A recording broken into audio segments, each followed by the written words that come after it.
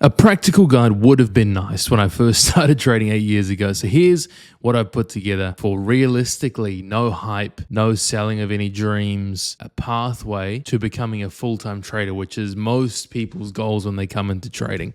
Now, I've made this roadmap as strategy agnostic as possible. So no matter what strategy you end up employing in the markets, this roadmap is not about strategy and how to make money from your strategy, but it's a roadmap any person, any trading approach can follow to making full-time trading or full-time income from trading a reality. Now, I am very biased towards volume profile and order flow trading, and I think anyone should employ those two approaches in their approach to the market to have the best shot at success, but I will hold my tongue, okay? Whatever you choose to trade, this will work. Now, general disclaimers, okay, trading is extremely risky business. Most traders will fail, and everything in this video is for informational and educational purposes only and is not financial advice. This is an overview of what we will cover in this video, but you can skip around to what's applicable to you later. If you want to go back and visit certain chapters, if you want to refer to this video later, I'll make it easy to skip around from step 1 to 7. So there's your index. But let's get into it by starting with some important truths, because there is a lot of nonsense on both the negative and the positive side of the day trading atmosphere online. And it was very hard in the beginning to filter out what was real and what was not. You've got the hyper negative group online, which is a lot of people, and you also have the hyper overly positive, which is selling the dream on one side. So let's clear some things up. Number one, full-time trading is possible. Now, when I first started trading 8 years ago, this is something I used to Google endlessly, trying to get confirmation on, is me putting all this time into learning to trade, this sunk cost into trading, is it going to be worthwhile in the end? Is it possible? Then on one side of the spectrum, you had all the nerds on Reddit being like, no one beats the market long term, bro. Hedge funds don't even beat the markets. You're better off just working a job for 40 years and investing your money in the S&P. They just write it off without actually knowing what they're talking about. Sure, they may be right in cases where people aren't serious about trading and serious about implementing proper processes. Then yes, those people should get a job and should invest. That's their best shot. But then you've got, on the other side of the spectrum, the gurus selling a very flashy lifestyle and saying, this is my 100K day. I paid for this new McLaren, new Lamborghini from trading profits. Here's my MT4 screenshots, private jets edited with nice rap music in the background. You've got someone selling the dream and then someone telling you it's not possible and you should give up. There was no middle ground. But number one, it is important to give you that distinction that full-time trading is possible. It is extremely hard, very difficult, and unless you're serious, dedicated, and serious about implementing proper processes and consciously applying yourself, we will have a hard time. But it is possible, and I've shown on my channel what can be done with a single funded account a few times now on the channel. You may have seen this video on my channel before, making a full-time income with a single 50K funded account. And that was without me going full port, without me over leveraging, just scalping consistently over the course of 1 month on one funded account. And yes, that is a real P&L curve on the picture there. It is not a clickbait edited one just for the thumbnail. That is a P&L curve for 1 month of trading with a single funded 50K account. So yes, it can be done. So it's important to have that in the beginning to understand that if you're serious about this and you love trading, that it's not a total sunk cost. There is light at the end of the tunnel if you follow proper processes, which we'll talk about in this video. Truth number two, you don't need large capital to make full-time income. A lot of people will tell you online, on forums, and social media that you need a lot of money to make anything worthwhile. Again, flowing on from what I just showed you, especially in the age of prop firms now, all you need is a single funded account. You can do a lot with one single funded account. And let's say all in on 50K funded account, you're spending maybe $200, right? You got your evaluation fee, then your activation fee, boom, $200, and you can do a lot with that. So you don't need a lot of money to make a full-time income. Sure, more money doesn't hurt. It's obviously better with more money once you've built that skill and you're at the point where you're able to trade personal capital, but you don't need large capital to make a full-time income. Truth number three, full-time trading doesn't take all day. One thing that you'll come to realize later on down the line, again, I'm 8 years in now, my day of trading looks like 1 to 2 hours max. In fact, a lot of days I'm spending only 10 to 15 minutes in an active trade, and then I'm canceling that out, closing it out, and moving on with my day. So when we talk about full-time trading or trading for a living, we're not talking about trading 8 hours of a day, having another desk job. That's not the point of what we got into trading for in the first place. It was to get away from being chained to a desk, at least it was for me. But full-time trading just means making a full-time income from day trading, not necessarily sitting at your desk all day. And truth number 4, you might see the statistic that 70 to 90% of traders fail and never turn a profit and lose money in the long run. This is a true statistic, yes, but the reason that such a large majority of traders do fail is because they come into trading, first of all, with the wrong expectations. They come in thinking it's a way to get rich quick, that it's a lottery ticket, that they can gamble, they can flip accounts to $1 million, and they never spend the time to actually develop a true edge. Look into trading a good strategy that has a good inherent edge versus the garbage you see mostly online. And they never learn to implement proper processes and the fundamentals of what makes someone a good retail trader with a professional approach. They never get to that point. And they end up losing money, giving up, and becoming part of that failure statistic. And they go off and they tell everybody, trading doesn't work. I tried it, I lost money. It doesn't work. It's impossible. And those people you'll find in the Reddit forums wasting away with their neck beards and virginity intact. So with that out of the way, let's talk about strategy selection.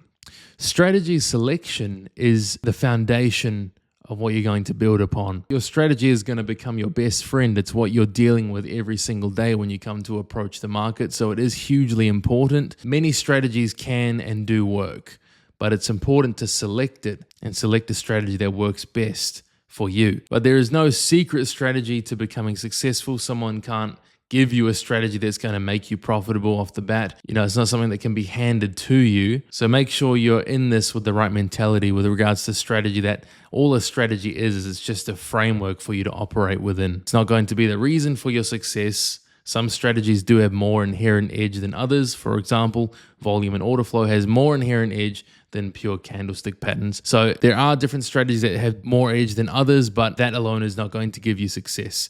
All that strategy is doing is giving you a framework of when and where you should execute, so you're not just pushing buttons at random times. But one pro-contrarian tip I must say is that at the beginning, if you feel like you're not rooted in your strategy at the moment, you must strategy hop. The common advice is do not strategy hop, right? But why would you take common advice, when up to 90% of traders are failing taking the same advice? In the beginning, it's important to try as much as you can, consume content, consume information from many different sources, try out many different strategies until you find the one that resonates with you. Because you don't want to lock yourself into a strategy, then that sunk cost fallacy becomes real and you end up too deep into something you didn't actually resonate with too much from the beginning. So tips for choosing a good strategy off the bat is asking yourself, does what I'm doing resonate with me and make logical sense? One of the main reasons I switched from ICT to volume profile was because a lot of stuff about ICT's trading framework did not resonate with me and did not make logical sense. A lot of it was conspiracy theories and things stated as facts, which are simply not true. So long term, it made the most sense to drop ICT and move on to something that made actual sense and was based on facts. So going on from that, is the strategy rooted in factual and proven information? Important question. If you want to have the most edge in your strategy, you want to make sure it's rooted in facts and real data. Number 3 is the strategy you're trading providing ample trading opportunities at times when I'm available to trade. For example, you probably can't really trade a momentum-based trading strategy very well during the Asian session because there's not enough volume. So think about that. And then lastly, think about, does your strategy align with your personality? For me, I'm an impatient person. The longer I have to hold a trade, the more antsy I get, the more I'm likely to do stupid things. So I take a scalping approach, a strategy that allows me to scalp easily. It's easier to change your trading strategy to suit your personality than it is to change your personality to suit your trading. It's very hard to change your personality. So instead of putting in heaps of work trying to change your personality, go seek out a strategy that matches your personality. It's going to give you the best shot at long-term success. So as an example, I chose a volume profile-based trading strategy because it's based on real data, it shows institutional footprint, so it's rooted in facts, It provides trading opportunities in all trading sessions, which is good for me, for someone who lives down here in New Zealand and Australia, where I don't get to necessarily trade the main session, so I need opportunities all day long during these overnight sessions. It's scalper friendly, which suits my impatient personality. It gives me clear trading setups to look for with definite confluences, so I'm not playing too much of a guessing game. And it's a popular tool amongst legitimate trading professionals versus amateur influencers you see online. So evaluate your chosen strategy based on these things. And the main thing is just finding one strategy that really resonates with you. And once you've got that, you'll know when you've got that, you'll get that sense of resonance. Once you've got that, go all in, go deep on that strategy, and that's when you lock in. Once you've got your strategy sorted, you're going to want to start to take some low risk experience building activities. So when it comes to demo trading, a lot of people say, yes, beginners should demo trade for at least 6 months, at least. I think in my personal experience, that is nonsense. Demo trading taught me little to nothing because there's nothing at stake. When I eventually did move on to trading actual prop accounts and putting real money on the line as well, almost everything went out the window. So paper trade and demo trade only briefly, in my opinion, to test your chosen strategy, get familiar with executing within your strategy, but as soon as possible, utilize cheap prop accounts and trade micros. That way, you're most likely not going to blow the account and waste the account, but you've still got some skin in the game. For example, the cheapest take profit trader account is the 25K. It says $150, but you apply any influencer discount code, you get 40% off. That's $90 a month on the line, giving you access to $1,500 worth of drawdown. So now you're actually feeling something when you're executing trades. You're testing your strategy, you're practicing, you're getting in the reps. You're actually feeling something because you've got money on the line. It's a huge difference between that and demo. As soon as possible, start to put in reps with your chosen strategy in a low-cost prop account, with the objective here being getting some skin in the game, putting in real reps using your chosen trading strategy so you can start to develop that trader intuition within that framework of your strategy. Now, most of you probably already have your strategy sorted. You've already done that low cost and the demo trading. Now you're just trying to figure out, how do I actually go full time? Well, this is the first step. You need to calculate what's called your freedom number. Now, your freedom number is your first material goalpost for what full-time trading means. So your freedom number is made up of your monthly outgoings, your expenses, so your rent, bills, debt repayments, food and gas, things like this. This is your first goalpost. So for me, when I was first started trading 8 years ago, my freedom number, which I calculated at the time, was just a little bit over $3,000 a month. So figure out what that number is for you, because too many people come into this game thinking about getting rich quickly and thinking about that end goal where you're really raking in, 6 figures a month plus and making a lot of money. But you got to take it step by step and think about it practically first, something that's a lot more realistic and achievable to prove to yourself you can even do this. And just to give you some perspective, I still do this to this day. I have my freedom number in the forefront of my mind, and I use trading every single month to hit my freedom number so that all my other income from trading, from my businesses, is all profit, and I aim to hit my freedom number every single month, which now unfortunately is not $3,000, now is closer to $13,000 a month.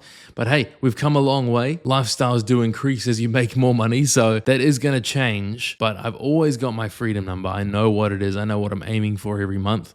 And if I can cover that, just like you, if you can cover your freedom number every month, then any other income you make from your job, from businesses, from driving bloody Uber, whatever you do, is profit.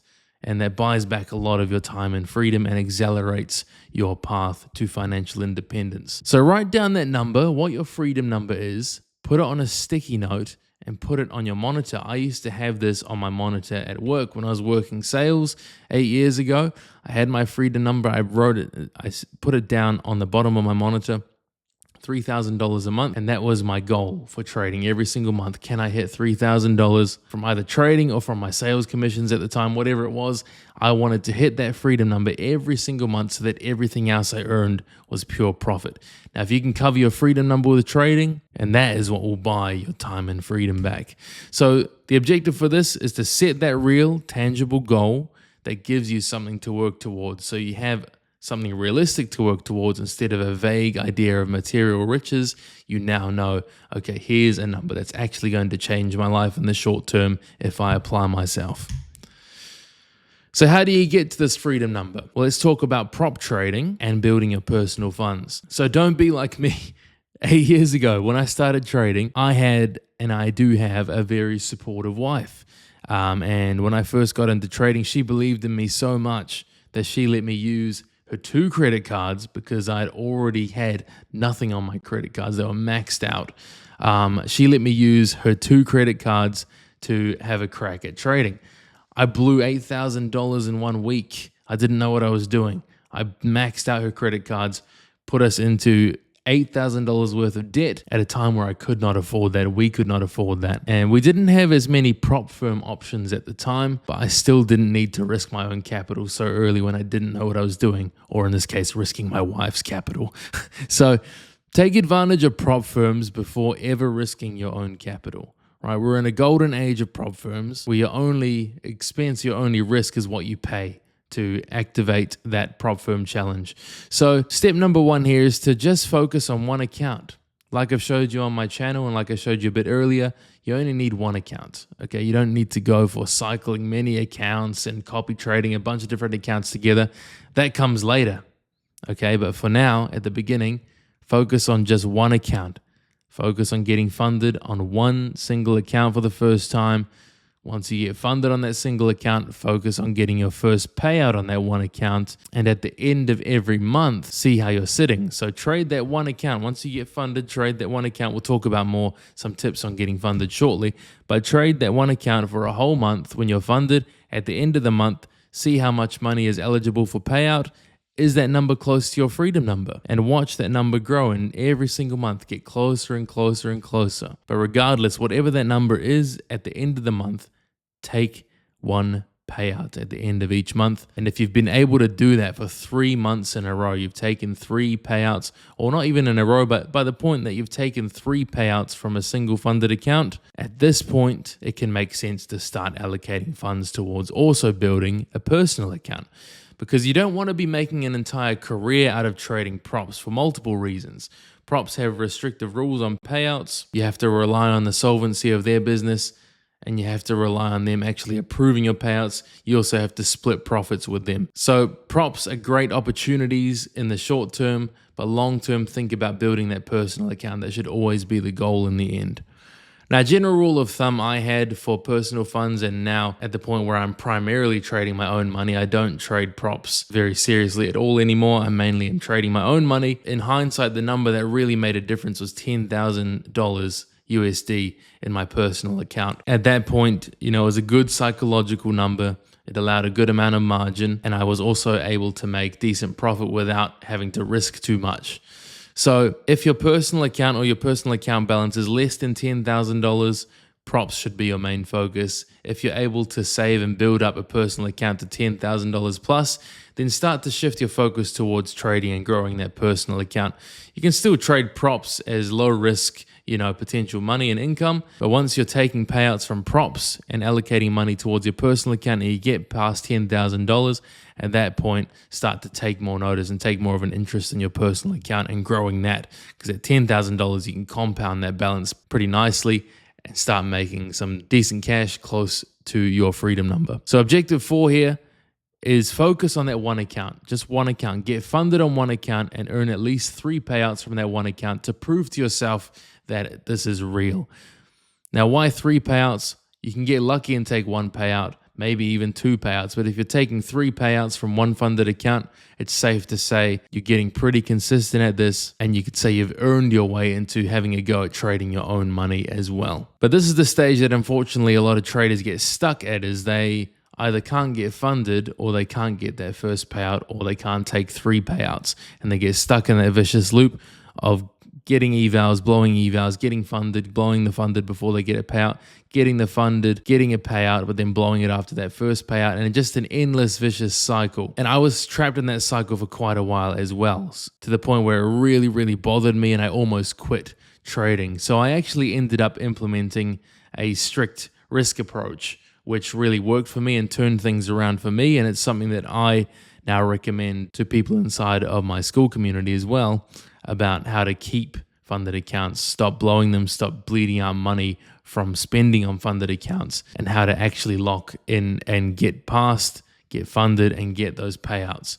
Now, prop firm evals are purposely designed to be difficult and make it more likely that you're going to fail versus succeed, because prop firms, as we know them online, make their income from failed tests, failed traders. It's no secret. So they have to have their built-in edge to remain in business. We counteract their edge by trading in a way that is not sexy or exciting, right? Which is why it's not talked about too often. So here's the system I implemented. It's a very simple system, but implementing this stopped me from spending so much and blowing so much on evals. And it actually got me through to consistently getting funded and getting my first payout. And that was by using what's called the 10% rule. So in both the eval and the funded stage, right? So both before you pass and after you pass, risk only 10% of your max drawdown per day, and be very, very strict about this. If you can use a lockout feature, if I know Tradeovate has one now, Project X has one, if you can use a lockout feature that locks you out when you are down 10% of your max drawdown, stick to that. The reason this is effective is because it would require you to lose 10 days in a row before you blow an account. And that's pretty hard to do, right? It's, believe it or not, pretty hard to do. Unless every day you are coming in way oversized to where your stop loss is getting hit immediately. If you're trading with good size and following your strategy, following your system, it's going to be very hard to lose 10 days in a row. So you're unlikely to bleed out on spending on prop firm evals. So you're capping your downside to 10% of your max drawdown, but not capping the upside. And in this way, you're still able to pass in 2 to 3 weeks, avoiding the rebill, and you're not having to then keep resetting either, because again, unless you're oversizing and totally gambling, it's going to be very hard to lose 10 days in a row. So an example is that 25K take profit trader account. Your max drawdown with a 25K account is $1,500. So 10% of that is $150. So you'd risk $150 max per day, meaning 10 losing days in a row to blow the account, but only plus 10 are to pass or qualify for a payout, whether you're in the funded or the eval stage. So the key to success with prop firm accounts or just trading in general is focusing on capping your downside, but allowing room for extended upside. Because yes, you're risking a max of 150 per day. So what I would do is I would start off with taking one trade in a day. And on that one trade, I would have a stop loss. In this example, with the 25K account, I would wait for an A setup. My stop loss would be $150. My take profit would be at least $150, 1-to-1, if not more. So if I lost that trade for the day, I'll walk away. If I won that trade, I'd be at least up $150, if not more. And then if I wish to trade again, because I've just made $150, I can now take another trade. And if that next trade loses, well, I'm just back to zero. But if it wins, then I'm up 2R, and so on and so forth. So only needing plus 10R to pass or qualify for a payout, typically from what I experienced by implementing this, meant I could pass an account in 2 to 3 weeks and get a payout in 2 to 3 weeks after that as well. So again, the key is capping your downside, but allowing room for extended upside. If you implement this, you'll find that your burn rate on evals is going to slow way, way down, and you're going to come a lot closer to passing accounts and getting payouts. It's not sexy, it's not exciting because it is a much slower approach. But again, do you want to do this sustainably, or do you want to keep flipping, blowing up over and over again? Profitability and beyond. So you'll know you're close to taking this full-time or making a full-time income from trading and actually being serious about, okay, what am I going to do now? Am I going to go all in? What am I going to do? When you've got or withdrawn the equivalent or more of your freedom number for at least 6 months out of the year before considering full-time trading. Because at that point, if you've hit that freedom number, you've covered all your bills 6 months out of the year from trading alone, it's safe to say you're at the point to where you can make a serious decision on what you do. Do you attempt to go full-time, as in make trading the only thing you do for money? I don't necessarily think that's a good idea, because then a whole lot of other emotions come into play, as in I need to win this trade to put food on the table, versus, I trade and I don't know, drive Uber, or I trade and I work part-time here, or I trade and I still have my main job, because my full-time income is from trading is earned with only 1 to 2 hours per day before or after my job or during my job. So that's a decision you're going to have to make. Or if you're like me and you're entrepreneurial and use my trading income to pay the bills every month, but I still have multiple other businesses that I have built and am involved in to occupy the rest of my time, and to take the pressure off only having to trade and only putting food on the table from trading, right? It doesn't make you any more of a real trader if you only trade versus doing other things. It's just diversification, because there will be weeks where you'll be red, or even months where you could be red. And what are you going to do mentally when you've had a red month and now you're not paying the bills for this month? Now you're mentally starting to trip up in your head and make some bad trading decisions, versus, okay, I had a red month trading, I had a red week trading, at least I'm still making money from this, whether it's driving Uber, working part-time, whatever it is, at least I've still got this money coming in to supplement or cover my bills during my red month, and I'll maybe get back at it next month in trading. So these are things you're going to have to weigh up about. Do you keep the job to maximize your income and stability while still earning a full-time income from trading? Do you quit your job and pursue other endeavors alongside the trading? Do you just do trading? These are things you're going to have to weigh up at this point. But at this point, when you've done this, you've effectively won and achieved the goal you set out to achieve, which is freedom, because now you can earn a full-time income without having to actually trade 8+ hours a day. Again, you don't want another desk job, but by adding the extra 1 to 2 hours a day of trading and earning enough to hit your full-time freedom number, you've effectively doubled your income if you're still working full-time as well. And that extra income has now given you more freedom to choose what you want to do with your time as well. Do you want to keep working? Do you want to drop down hours? Do you want to pursue some other endeavors? Whatever it is, at this point, that becomes a whole lot more realistic. And this all accelerates your journey towards financial independence. You don't have to, get rich and make massive amounts from trading every single month to really have won here. But if you're earning, say $3,000 a month from trading, covers your $3,000 a month bills, and you're still working and earning $3 to $5 grand a month from your full-time job, well, now that $3 to $5 grand a month from your full-time job is all free. You can now save that, invest that, put it towards paying off debt. These are things that are totally underestimated and overlooked in the social media trading space, where it's all about getting rich and making a lot of money. There's nothing wrong with that. I like making a lot of money too, but setting this realistic goal makes it a whole lot more achievable off the bat. And you seriously underestimate how much of a difference it makes and how good it feels when you finally hit your freedom number from trading alone. You've covered your bills from trading alone. It's such a huge achievement and great feeling. In fact, the first time I ever hit my freedom number in a month felt better than the first 10K week I had from trading. I had a lot more satisfaction from actually hitting my freedom number in the earlier days because of how much that meant at the time. Seeing that the skill I'd worked so hard on finally paid off and finally was giving some material benefit to my life when I really needed it. So again, it's not a sexy approach. It's not an exciting approach to trading full-time, but it's practical,